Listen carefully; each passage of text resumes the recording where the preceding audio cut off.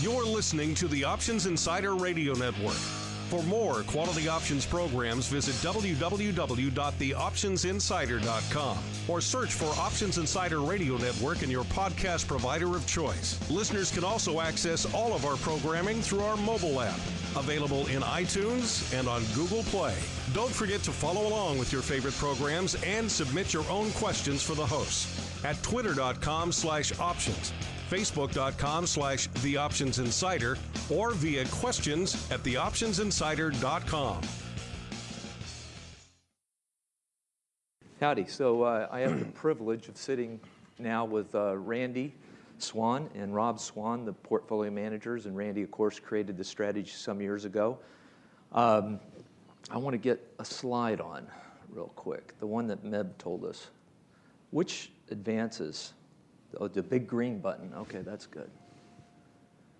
So that's the spaghetti rope chart I told you about. We're just going to let it sit there while we're talking and burn into your retinas, and then we'll refer to the other charts as we need to during this talk. So let me start out by saying that I've got quite a few questions to ask Randy and Rob, and there's some background and stuff that they're going to share with you. But if you have any questions of these two portfolio managers, please interject, raise your hand, call on me, and we'd be glad to take your questions. So Randy, many people have probably heard this story before, but maybe not directly from you. What problem were you trying to solve when you created the DRS? What led you to create the DRS? Well, I think it was really the industry's kind of solution for managing risk is diversification. We of course think that's part of the solution, but cannot by definition be the entire solution. Market risk cannot be diversified away. So that was the main principle, the main goal I was trying to accomplish. And of course, as most people know, Alan Greenspan uttered the words irrational exuberance in 1996. Here was the smartest guy in the smartest room, thought that there was a bubble that had formed, yet it took another 3.5 years to really, for that bubble to actually pop and start correcting itself. And so, you know, it goes back to our firm philosophy of we don't think that market timing or stock selection really provides a lot of value. Of course, it can be done, but it's very, very difficult to have that work over a long period of time. I think it's even harder to find that manager that actually is going to outperform. And so that goes back to our philosophy of always being invested, always being hedged, using the kind of concepts or the principles of equity investments over long cycles, but really trying to minimize that risk to allow the client, the end user, to have a better investment experience. Okay, it kind of fits into what Meb let us off with this morning, right? So, you know, part of that background, you started investing at an early age, you went to UT, then went to work at KPMG. Can you tell us a little bit about that too, and how that led you to believe about it's more important to protect to the downside than get all the upside?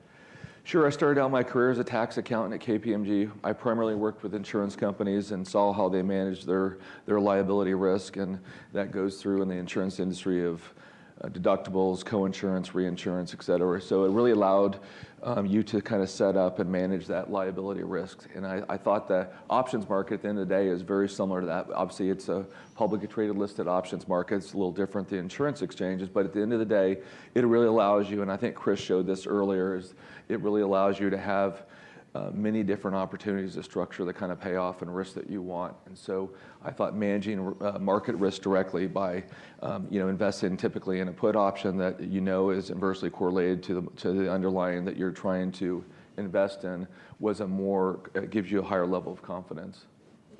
Okay, so I know you discovered options in about 1992. You traded them from starting in 92. You didn't launch the defined risk strategy until 1997, so you must have tried a lot of different things.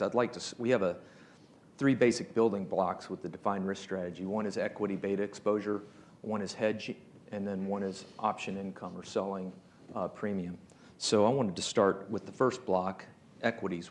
Why did you decide, and you touched on it earlier a little bit, but maybe expand a little bit, why did you choose the S&P 500 ETF?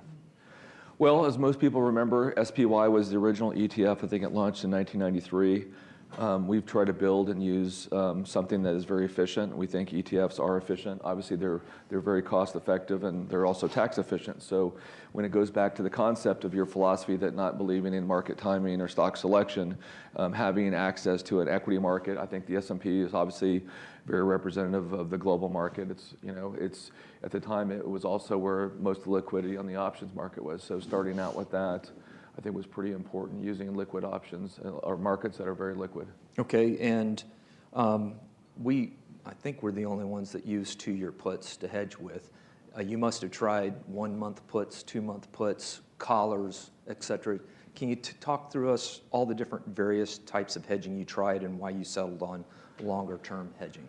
Well, I think everyone conceptually would like to be able to hedge their portfolios if you can come up with a cost-effective way. And so at the end of the day, the search for if you always want to be invested but always be hedged, you really have to come up with a cost-effective way. And so just trial and error and research, you really come up with that we think long-dated options are the solution, right, for hedging. If you're going to hedge all the time, if you're going to tactically use hedges, then obviously short-dated options would be much better. But if you're going to be committed to a program over many market cycles, we think long-dated options are the way to go. And I think the two reasons are, one is the time decay. The rate of decay on a longer-dated options is much lower. As options go to expiration, the rate of decay increases substantially. The second reason, which is not always so intuitive, is if you're hedging on a short-term basis, then you have to be able to roll those options into the next expiration cycle that you want to hedge. And so effectively, you have some level of risk. And I go through an example of, let's go to 2008. If you were going into the third quarter of 2008 and you were hedging your portfolio, your short-term hedges worked very well. But guess what? Sometime after the end of the third quarter, or around the end of the third quarter, you'd have to roll that into the next hedge. How much did it cost you to hedge your portfolio in the fourth quarter of 2008? It became cost prohibitive. So you can kind of get stuck in a situation where your hedging has provided value up to that point, but can you continue that program? And so that always being invested in longer dated options and rolling those with substantial time left in those options really allows you to kind of avoid that situation where your house is effectively on fire and you're not able to hedge due to the cost of the options. And so in October of 2008, the other thing in that month when you're rehedging the portfolio during that bear market, which we've done about 5 times, you also had the opportunity to generate substantial cash within the portfolio, self-generating. What do we do with that? Well, one of the natures of a hedged equity strategy is that you want bear markets to occur on a regular basis. It's really what our strategy is based on. Thankfully, we've experienced many of those during the time we've implemented our strategy. But effectively, what you want to do is be able to cash in on your deep in the money put options by selling those, rehedging the portfolio at lower levels, and using that cash to invest in additional shares and whatever underlying we're talking about. In this example, we're talking S&P 500. So on October 8th, we sold our puts that were deep in the money. We were able to buy about 40% more shares for our clients, and that was using the cash generated from the sale of the puts. So that's one of the ways I think you mitigate the cost of hedging over a full market cycle, is to really take advantage of the opportunity, right? We all know to buy low, sell high. This strategy really generates, not only does that, but it generates cash at opportune times to be able to reinvest. We did a similar type situation in March of 2009, and of course we all know that in retrospect was the low in the market. So it really allows you to kind of increase your position using the profit from the puts. Okay, so let's talk about the last part of the defined risk strategy, and that's selling premium, option premium. We sell strangles primarily, but you must have tried covered calls, selling puts, condors, all kinds. I mean, the amount of option strategies, I didn't know there were that many, Joe Cusick. I mean, what were there, 100 down at the bottom of that slide? So you must have tried a bunch. Why'd you settle on what we do today? Well, I think selling short-dated options that decay at a very rapid rate, it's that saying, that's where the money is. I think selling strangles are a very profitable way over time. I think Chris touched it on his segment about harvesting the risk premia. Effectively, when you're investing in long-dated options to hedge your portfolio, you want to come up with a way to kind of hedge the hedge. So we think generating income really allows us to help pay for some or all of the cost of the hedge over time. And it just goes back to, I think, due to the structure of the way options are priced, we just think that they're a more effective way pairing that up with the long positions, and that is your long equity and long put options. But when we sell the options, that's where the work starts, because we just don't sell them and let them go, right? We don't let them go to expiration ever. Only one time in the history of the strategy has one gone in the money. So what are we trying to do as far as where's that sweet spot we're looking for to maximize our income on those? Well, we're trying to add value in addition to the risk premium that Chris mentioned, and that is by the active management. So effectively, if I tell you you're going to sell a covered call, and that means buy an underlying, sell an out of the money or at the money call, once the market or that price of that security goes above your strike price, you've effectively locked out on the upward appreciation of that underlying security. So what we try to do is we try to actively manage our positions, and that really means making adjustments, liquidations during the time of that option that strangles in place. And so we think over time that adds some value. It definitely allows you to continue when the market's going up to get more upside, and obviously maintain the integrity of the put options. And so, yes, we think over time there's value by actively managing that, and that's different than obviously a passive approach of selling a covered call on the third Friday of every month or something like that, or the beginning of every quarter. But at the end of the day, it really allows us to be more flexible as it relates to managing the underlying portfolio too. Okay.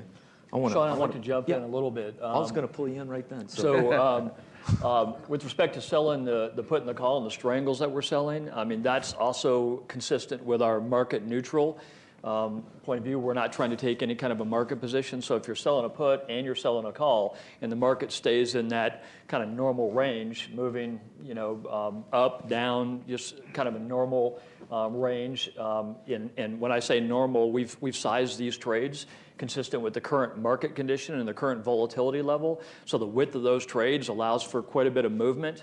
And when the market goes up, then we may be losing on our call, but the put is appreciating in value, or it's actually giving us profit to offset the losses in the call. So we get to not take a market direction, and we're really selling insurance in a way for people who think that the market is going to go down and other people think the market's going to go up. And we basically are selling that short-term insurance, which is overpriced. The risk premia in the shorter term options, people are much more willing to pay for those options and overpay for those in the same way that you might be buying Avis insurance when you rent a car. That is overpriced. If we think the long-term insurance is the way to go, then we want to be selling the short-term insurance because it's overpriced.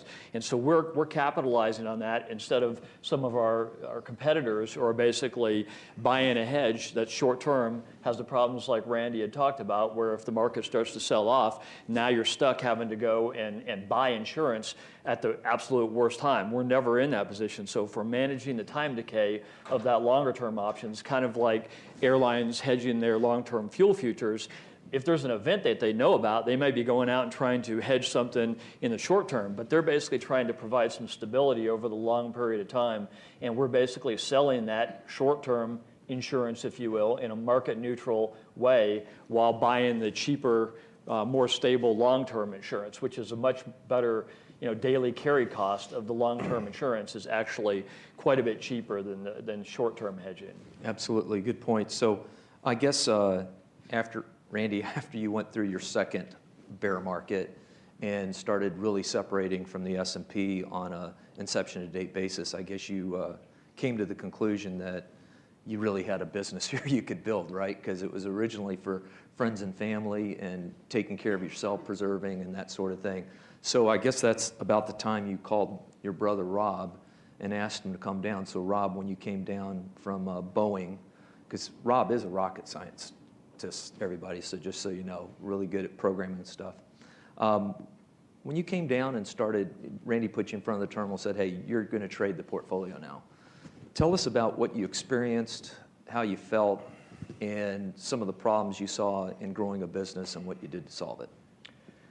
Well, so I had been involved with the strategy since inception. I think Randy basically wrote an actual book, a memo or white paper on the strategy early on. And he basically, it's a good thing that he didn't sell the strategy or sell the book. He tried to sell the book. No one would buy it. But At that point in time, I was invested. I was one of the early investors in the strategy. Randy used to use me as a sounding board to discuss kind of development of the strategy. So from a very early period, I was very much aware and followed what he was doing. And I think that after he had determined that this was kind of a valid business opportunity, people were pressuring him to roll the strategy out. This is something that's beyond friend and family money. I know he didn't develop it for that purpose. He developed it for his own money. This was never intended for anybody else to use. It was for his money and our family's money. But he was getting a lot of pressure saying this is something that the industry really needs. You've proven once again through a second bear market that this strategy is valuable and is unique in the industry. So he had talked to me about coming and joining him down in Durango. I'm not coming from the financial industry. I'm an aerodynamics engineer. I had worked at Boeing for 10 years doing flight test engineering and writing software, computational fluid dynamics, kind of wind tunnel modeling, and then I went off and worked in a software company where I was involved in business process automation. So that had nothing to do with the finance industry, but Randy said, why don't you come down and help me scale up the strategy? And the first thing that I found was that trying to execute a sophisticated strategy on multiple accounts was much easier said than done. If you have one account, then it's fairly easy. You're just monitoring one account. But if you're trying to use spreadsheets and you're doing fill downs and you've got 150 clients and you're trying to execute trades one account at a time, it's not really scalable and you're going to have dispersion. If you need to adjust your position, your first trade is going to look quite a bit different than the last trade if the market is moving.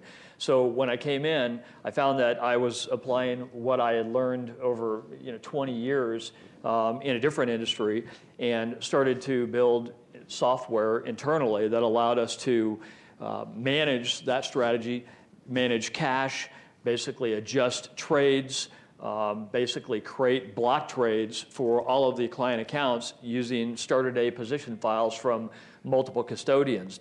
And it was really more survival, my survival of being able to execute those trades in the way that Randy had designed the strategy across multiple accounts. And so we really invested in technology. I wrote software that allowed us to scale up the strategy and really be able to reduce everything to block trades. I didn't have to now know if a client added money because the system recognized that the client added money, and it added monies from another client, and it basically created the appropriate trades across all the different client accounts based on block trades of we need to buy up in the strategy. We need to liquidate a little bit to free up some more money for cash. And that system that we developed really differentiated ourselves. It allowed us to offer a very sophisticated strategy for separately managed accounts. And as it turns out, most people were making comments that you guys are idiots. You guys should just launch a hedge fund or a mutual fund because doing this for separately managed accounts is just not reasonable. Still in the industry, we don't know of anybody who's managing a sophisticated strategy like we're doing effectively at scale with no dispersion between individual client accounts on these trades for 5, 6, 7,000 accounts. And so that system really formed the basis for allowing us to offer a very sophisticated strategy with no compromise to the original design of the strategy, and therefore no compromise to the original goals and the expected performance of that strategy. Anybody who's out there, in my opinion, now anybody who's offering a strategy that is not put that kind of investment into the technology side is not going to be able to deliver a tight range of returns. And we see that all the time. Some of our competitors, I won't name them, but it's just easier for them to trade once a quarter. Why would they do that? It's not because the returns are better, it's because it's easier for them to implement. And so we feel that not only do we have a unique strategy, but we have invested appropriately in the technology that allows us to offer exactly what Randy designed for a single account to thousands of accounts. And that's probably been my biggest contribution and continues to be my biggest contribution to the firm. Great. Real quick, I've got tons more questions. I just wanted to check in with everybody Anybody have any questions right now at this time period of the discussion? For Randy or Rob? Yes. Did everybody hear that? So he works with pension plans. What's the biggest obstacle in getting them to think like this, that this would be a logical solution or something like that? Did I get that right? Yeah. Well, I think I would go back to when I designed the strategy in 1997. It was really designed to replace the traditional 60-40 portfolio. I think the more sophisticated kind of pension plans, endowments, try to sometimes, I think, overcomplicate things, right? We need to have, hundreds of managers, hundreds of strategies, and trying to put them all together. And when we come back and say, well, we think this one solution, obviously, even on a multi-asset approach, we think is more simple, more effective, quite frankly, to manage that risk. And so it really has to do with people overcomplicating the building of a portfolio process and managing that at the end of the day. I think that's the biggest difficulty we have. I would also say that there's I think, an unfair bias to the risk that is associated with writing options. I think that options have taken the fall back in 2008 and 2009, credit default swaps, things that were unregulated, not like what we're trading. And we don't look at an insurance company who's selling insurance as taking unnecessary risk. We think that's probably a good model. I wish I was selling that Avis insurance. And so I think that what happens is that there are some bad strategies using leverage inappropriately, not managing the risk, passively managed, that actually have given a bad name to option strategies that are more appropriate, using options in a very safe way. I'd like to talk about insurance because I think that we are doing something very similar to what an insurance company does, but in individual accounts. We're hedging our catastrophic risk, continuously hedged. We're investing in core equity that most managers have a hard time beating that index or that underlying, that base over the long term. And we are basically actively managed, selling short-term insurance policies in a way. And we think that that has proven itself, as the chart that you're looking at in front of you, if we were taking on significant risk in the way that we've seen some of these other strategies have difficulties and blow up even recently, we wouldn't have a chart like what you see on the right-hand side there. Our standard deviation would be much higher. You would see evidence of that through flash crashes and credit downgrades and current Chinese currency devaluations and 9/11. We've weathered all of those events and basically been very successful, and I think only lost 3 years on an annual basis in our option writing. But that option writing, in our opinion, is probably the area that creates the biggest confusion or concern over investing in a strategy like ours. So Chris mentioned in his presentation on volatility that, now it's volatile, now it's not, now it's volatile. There's no such thing as mean reversion. We subscribe more to the vol regime. So maybe we're in a new vol regime, maybe not, but the first 2 months of this year have been pretty interesting. And we've been there and done that before. But Randy, tell us a little bit about how it felt, and Rob, how it felt these first 2 months as maybe opposed to some of the past experiences, like you said, the downgrade of the U.S. debt and different events that we've been through before. Well, when everyone looks at, Sean, maybe you can put up the graph. Okay. When people understand we construct, what we have up here is kind of what we call our expected or target return band. And when you invest roughly 90% in the underlying and 10% in long-dated put options, you end up with that consistency, and that is that gold line right there. And so at the end of the day, there's really no up market or down market that's really going to put any pressure on this strategy as it relates to the hedged equity component. And obviously, most of the energy, most of the effort goes into managing the short-term options that we're selling on a systematic basis. And so when you ask me about, like the first couple months of this year, the worst thing we want to have happen, obviously, is the market to go up really fast. I think 7% in the first 3 weeks of the year, give it all up and then some. And so that kind of volatility does create some short-term pain. and causes some issues as it relates to our income trades. So what do I think this, I think Chris made the comment that this looks a lot like 2007, maybe the topping process or the process where equity markets have been very low volatility over the last several years. That's probably a true statement. Obviously, it's too early to know if it's going to mean more than that, but I think just managing those short-term expectations is what's difficult in the first couple months this year. Yeah, that gets into, I think, what Jonathan and Sam were talking about with Gibb on duration risk. There's duration risk with your clients too, right? They don't look past, and Meb had that beautiful graph about the guy driving in the car with the rearview mirror. He's definitely not looking forward. So it's like this longer term issue, and Meb brought up those managers, those famous managers, Larion, permanent portfolio and all that. Can you talk to us, maybe Rob, a little bit about the paper we wrote on asset allocation? We actually took that data from Meb and did a study on this, right? And it also plays to active versus passive versus hedged. Talk to us a little bit about what it means to be hedged and not draw down. Okay, so the asset allocation paper. Okay, well, so I mean, Swan believes that this approach to investing with being always hedged, always invested, is basically over the long run basically going to provide a much better, more stable return stream. You guys have seen the spaghetti rope chart that we put up before. We believe that this same approach is applicable to any asset class that we have sufficient liquidity in order to buy the longer term options and have similar price for those options in order to hedge the entire notional number of shares in the portfolio. And we believe the better way to be investing in our strategy is to be investing and diversifying across the different asset classes where we are applying the same approach in these other asset classes.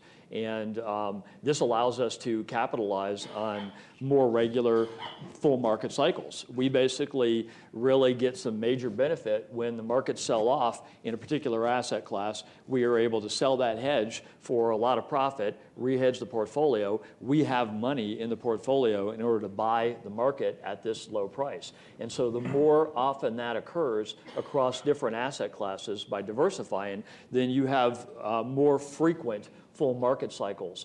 We believe that that approach is going to provide us with even lower standard deviation and even higher returns. So for example, last year, if you would have just invested 25% in each one of the 4 asset classes where we have 40 Act funds, then your returns would have been in the 15-16% range, as opposed to the S&P 500 was up 21, and our S&P 500 defined risk strategy was up approximately 11%. So we believe that multi-asset approach is really the culmination of what we have to offer in terms of making sure that all of those opportunities, being able to weather an emerging market investment, even though it's more volatile, we welcome that, and frankly, we're kind of hoping that you go through these market cycles every couple of years, where we get these buy-in opportunities. So I think that this multi-asset approach and what we're planning on doing as a company is directly in line with with our goals and our desire to reduce standard deviation and provide a better, safer way to invest. Yeah, to that point, we use this target return band, as Randy says, to provide expectations for our clients, because they'll say, well, what's going on? Where are you? And it's always nice to have almost a 21-year track record, because we say, fortunately, out of 21 years, 97 being a partial year, 20 of our years have been in that target return band or above it, which kind of gives you the idea that this thing's repeatable, dependable, reliable. It's something that works. It's not going to have these huge surprises. And what Rob was just talking about, if you want to expand a little bit, maybe, Randy, is our multi-asset approach, because we've been incubating different strategies. Why don't you talk about that?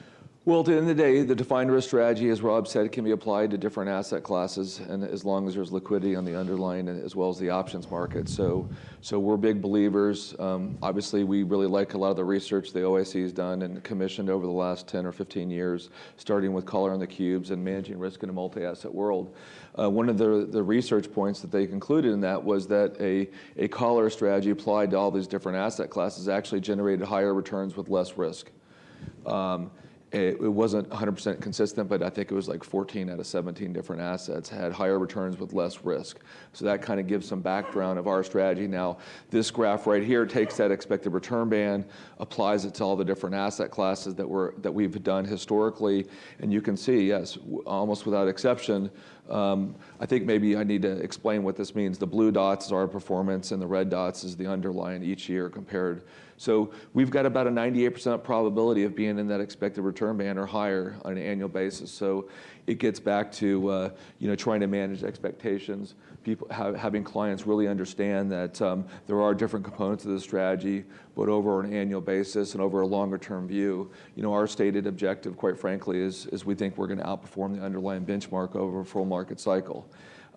That's what we've historically been able to do. We think that obviously we're now 9+ years in a bull market, so that's a little harder to prove more recently. But at the end of the day, we go back to the concept of in this low yield, low rate environment, the 60-40 portfolio being 40% being fixed income really can't kind of hold up its historic role in a portfolio, that is to provide some cash and kind of take out some of the volatility in the portfolio. And so we ultimately think the 90-10 split between the underlying and the hedge is a much more efficient, effective way to be able to manage that risk. Sean, I'd like to just weigh in one quick comment. Yeah. So we've talked about how the strategy performs when the markets are selling off and we get this great buying opportunity because we get to sell the hedge. But one of the things that's very interesting is clients aren't earning money when the markets are selling off, typically, even in our strategy, even if we may truncate that risk and even though we may have this buying opportunity. But when the markets are going up, we're not designed to outperform the market on the way up. Our long-term track record on an annual basis is right around 60% of the upside. And we think that that is phenomenal. That 60% of the upside, we get to, as the markets are rising up, because we re-hedge at the end of each year, we get to lock in the gains of the market, and our new deductible, if you will, which the deductible is really from that center vertical line out to the left-hand side. So it is some exposure. We call it like a deductible. It's like an insurance deductible.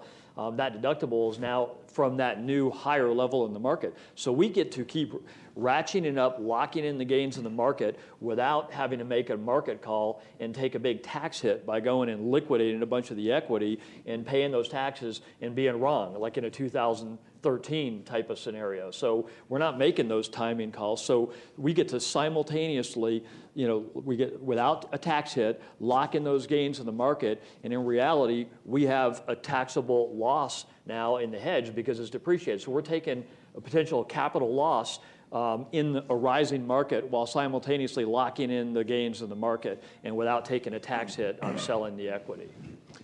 As far as, there's two ways to ask this. What is the most misunderstood aspect of the DRS? Is better asked, what would you most like investors to understand about the DRS? Well, we spend a lot of time with our research and white papers and education because that really what it comes down to is you really have to have your clients understand how your strategy is supposed to behave. And I think this expected or target return band kind of goes to that point. And that's why we really develop it and really use it as a key tool. But at the end of the day, a lot of people misunderstood what the concept of hedging really means. It doesn't mean that from $1 if the market drops, you're going to have coverage, right? You have to kind of pick what you want to defend. And we've chosen as a strategic vision of the firm is we really want to protect against bear markets, right? Corrections usually take several months to get over. Bear markets usually take years. So at the end of the day is really structuring a strategy that we think is going to provide the most value to the individual client over long periods of time. But some of those short-term expectations are not really always understood or processed correctly by our end users, our advisors, and our individual clients in terms of what kind of protection they would expect on a very short-term sell-off or the concept of actually losing money on some of your option income selling strategies that obviously when you have like what happened the first part of this year, a rapidly rising market on the up and as well as going down quickly, that's where we have some losses. And it just extrapolating that to okay, so if the market dropped 10% and you were down 5%, that means that you're going to lose 50% of whatever the market is going forward, and that's obviously not the way our strategy was designed. Right. You know, that one slide Chris Hausman had that he touched on briefly, where it shows the vol structure, it's a tunnel where on the shorter term, you've got great variability, because what he was showing you is what it was previous to February 5th was kind of like this. And then February 5th was like this, and then after that, it was kind of in the middle. And it shows you the variability on the short end on the 1 month, 2 month, 3 month options, how much variability there is in volatility. But the longer term, 2 years, it wasn't nearly as volatile.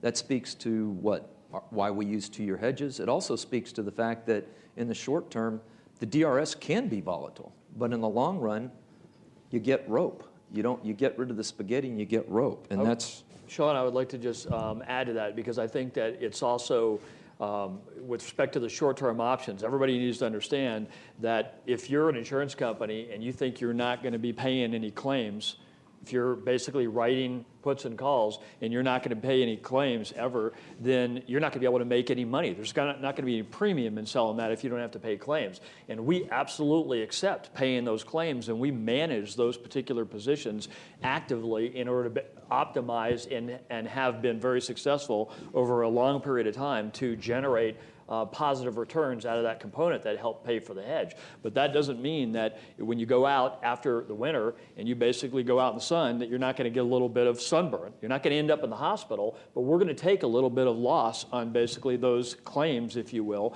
and then we adjust those positions. So as a perfect example, February 5th, the market's down 4.1%, and the strategy was down approximately 2.5%. 2% of that, or almost 2% of that, was a loss in our income trade, and only 0.5% was a loss in basically the hedge plus the equity component. And so then we basically fast forward to February 8th here, a couple days later, the market sells off another 3.75%. Our loss in income, because of our rules, because of our active management of those positions, we only lost about 0.38% of that 3.75% drop on February 8th. Our rules are designed to accommodate, to adjust, to move the positions, to basically reduce our risk as the markets continue to unravel. And so my biggest, I think one of our biggest challenges is basically to show your clients that you don't extrapolate a 2% loss, let's say on February 5th, to larger and larger losses in the market, that we don't have a linear, I guess, performance as you extrapolate, kind of like jumping out of an airplane. If you start free falling, you got a parachute on, it's inappropriate to determine, well, I'm accelerating at this speed, I'm going to hit the ground at Mach 6. You have to basically assume that what we're going to do in managing the strategy and what we've built in is that ability to handle that we have demonstrated our ability, that our rules are effective at managing that. And that's difficult to communicate to your clients, that we're not a structured delivery of performance versus market sell-off. Sam brought up a really good point during his panel. He said I think he said this, Sam, correct me if I'm wrong, instead of us telling the market what we need, we ought to listen to the market and what it can do. And if you think about that, and the way I try and talk to people about the defined risk strategy is the market's going to be the market. All we do is we take what the market gives us. The thing we have the most control over is the option selling. And that's that gray area around the yellow line. The yellow line is the hedged equity. We set that and forget it once a year. And the important thing I think everybody has learned going forward from today, from Meb and everybody else, and probably John Malden's going to talk about it in the future panelists, is it's most important right now not to lose money going forward. I think we don't know when it's going to happen. No one can time the markets. It's in our investment philosophy. We can't time the market for sure. But I think you need to be in some kind of a structure, at least for some of your portfolio, with something that's going to protect to the downside for sure, and still get that protection up. Because remember, Randy launched the strategy in '97 because Greenspan was saying irrational exuberance, and it took 3 years till the smartest guy in the smartest room was right. So I guess that begs a question on my mind. How much do people invest in the defined risk strategy in a portfolio? How much should they? Well, it goes back to some of the research that we took, MEB's research, and indicated our research basically concluded about 70% allocated to the defined risk strategy would be the optimal in terms of maximizing returns and minimizing risks. Obviously, that's not realistic in most people's portfolios, but that's one of the reasons why we've taken this to multi-asset approach, really giving people broad exposure to the equity markets around the world, and take it something like emerging markets that obviously has a lot of potential, but obviously has extreme volatility. And so really our goal at this point as a firm is really just to educate individual clients to say, we think hedged equity, we think a diversified portfolio of hedged equity is superior to an equity-only portfolio in terms of long-term returns as well as the risk that exists in those portfolios. If you haven't had a chance, Mark Otto wrote a great paper, Passive versus Active. I'll save you the suspense. Hedged equity does better than both because it's about, can you imagine that? Because it's important not to lose money. And I think Meb stated it well. You have to be very convicted and concentrated if you're going to go active, right? So I'll take that because I quote those all the time. So inception to date, our beta has been 0.3, standard deviation less than 2/3 of the S&P. And because this bull market, as unnatural as I think it is personally, the inception to date return of the S&P is catching up with us. And I think we're about 0.9% ahead inception to date, but we haven't gone through it. Per year, excuse me, thank you, Randy. But we haven't gone through the third bear market yet. And if we perform as we have in the past, that differential could go to 200, 300 basis points per year on average, better as we used to be.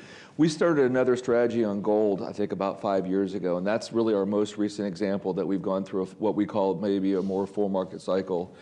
And our performance on GLD, it's about 400 or 500 basis points per year. So I would think our long-term expectation is somewhere in the 300 to 400 basis points per year performance. Drawdown, so the worst drawdown ever was about 18%. We only drew down 13.59 during the 08-09 crisis. We were only underwater about 10 months. The S&P drew down 50.95% on a monthly basis, but was underwater for 53 months.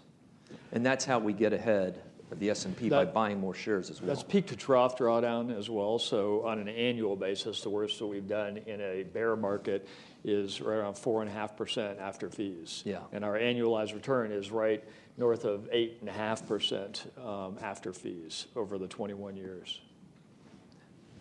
Ben? I had a question for Randy. How often do you revisit the composition of the underlying portfolio, the equal sector weight? I know it causes some real imbalances at times, but I'm wondering what your data tell you now over longer periods, whether that's still an effective strategy. Well, it is a long-term strategy. We think it does provide value, obviously, or we wouldn't have done it. But it does cause some short-term, maybe some discrepancies. But I go back to maybe 1998, 99, 2000. I mean, from 2000 to 2002, the equal weight strategy outperformed the cap weight by over 20%. So it's kind of expected, quite frankly, to underperform as you go through maybe to the end of a bull market because you've got certain sectors, and within those sectors, certain stocks kind of taking over the composite. Obviously, everything's based on price, and so that's something that we do look at it all the time. We're analyzing it, but at the end of the day, it's long-term value. And of course, that's only one of our strategies. We offer our S&P 500 strategy using the SPY or the cap weight.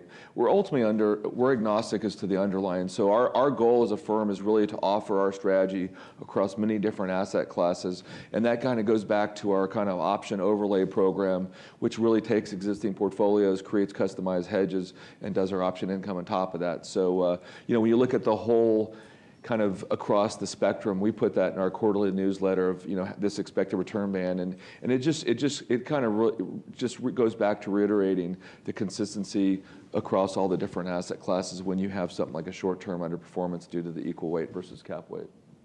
Yeah, I would say when we were talking about what you want people to understand, it's that short-term we can be more volatile than long-term, and people see our results and they get lulled into this complacency that we actually don't lose money. And I have to remind people all the time, yeah, we do lose money. We have lost money in the past. We will lose money in the future. But the important thing is the long term, and that's the important thing. So, you know, I think it was Meb that said people that change managers, they do really well when they're looking at them, they change, and then they don't do well. And it's vice versa on when they fire a manager. And if there's ever a time right now, at least to hedge U.S. equities, it's getting to that time, right? At a 32 CAPE, like Meb said, it's certainly more highly valued than other parts of the world. So any other questions? Okay, so we're going to take a break for lunch, stretch your legs, and be back here at 1 p.m., please. Thank you. Thanks so much.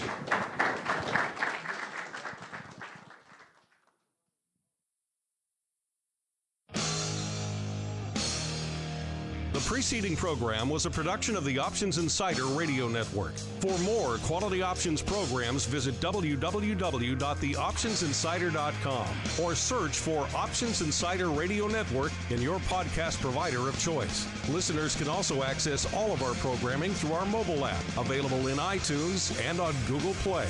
Don't forget to follow along with your favorite programs and submit your own questions for the hosts at twitter.com/options, facebook.com/theoptionsinsider, or via questions at theoptionsinsider.com.